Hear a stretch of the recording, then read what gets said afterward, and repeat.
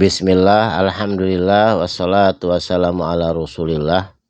Patepang deui dina surat Yunus ayat ke-58. A'udzu billahi minasyaitonir rajim. Bismillahirrahmanirrahim. Qul bejakeun ku anjeun Muhammad saur Allah.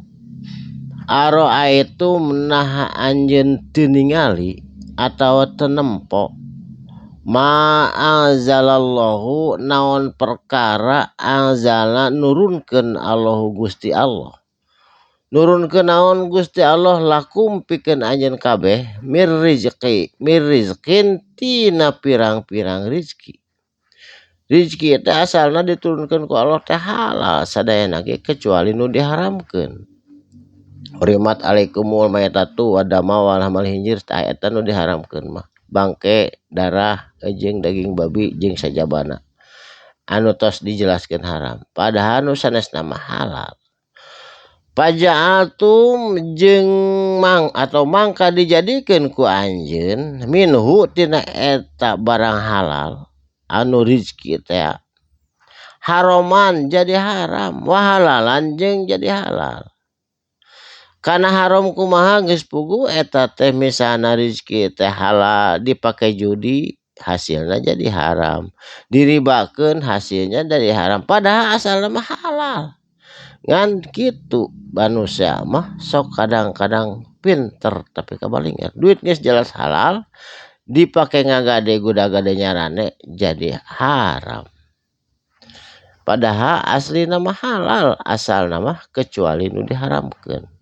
Kul bejakeun ku anjeun Muhammad Allahu naha ari Gusti Allah adina mere izin kitu mode kitu lakum ka anjeun ngahara nyeunkeun barang haram atuh tadina halal teu Allah mah teu ngijinan sama sakali kana eta perkara. Am alallahi atawa ka Gusti Allah taftarun mengada-ada atawa jijienan. Jijienan kumaha geus puguh eta teh haram. Dijieun jual beli jadi halal. Pajakeun engke dijualna kadinya deui. Tegasna digadekeun. Eta teh geus jelas teu kengeng. Tapi dijijieunkeun jadi halal. Ngabobodo diri sorangan. Da Allah mah moal tiasa dibobodo. Allah mah maha uninga. Saterasna.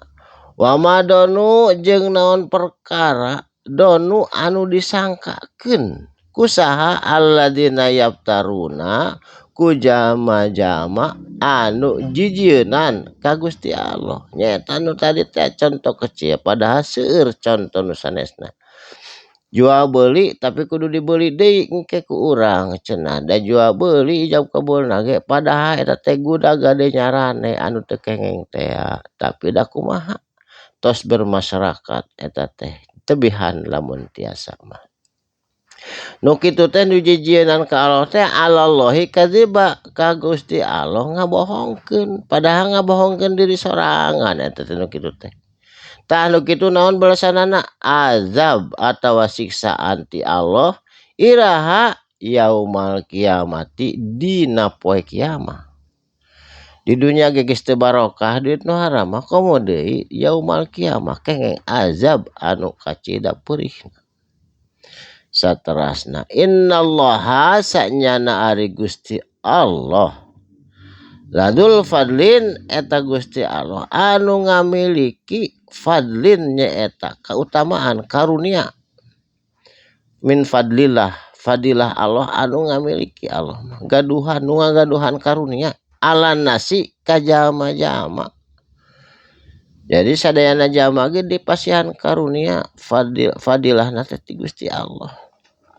Walakina tak jeung tatapina kumaha aksarohum kalolobaanana ieu jalma-jalma la yaskuruna henteu syukuran ka Gusti Allah henteu bersyukur ka Gusti Allah.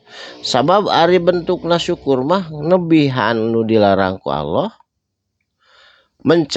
nebihan nu dilarang ku Allah atau mencegah melaksanakan naon anu diparentah ku Allah. Tegasna intisalul awamir wajtinabun nawahi eta teh bentukna tina syukuran. Jadi ongkos syukuran acong-acongan ongko alhamdulillah merlek tapi anu haram tetap didahar, anu haram tetap dipigawe, anu dicegah tetap dilaksanakan, eta bentukna syukuran nu kitu sama dengan kufuran.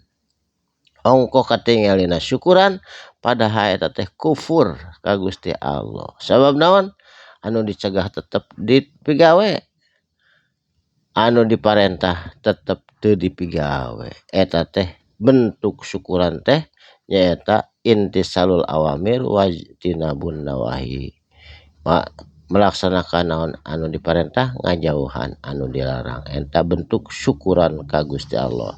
Barakallahu li wa lakum, mugi aya manfaatna dina dinten ieu dinten Rebo. Jalan insyaallah patulung di anjing dina waktos anu sami. Shadaqallahul adzim. Wassalamualaikum warahmatullahi wabarakatuh.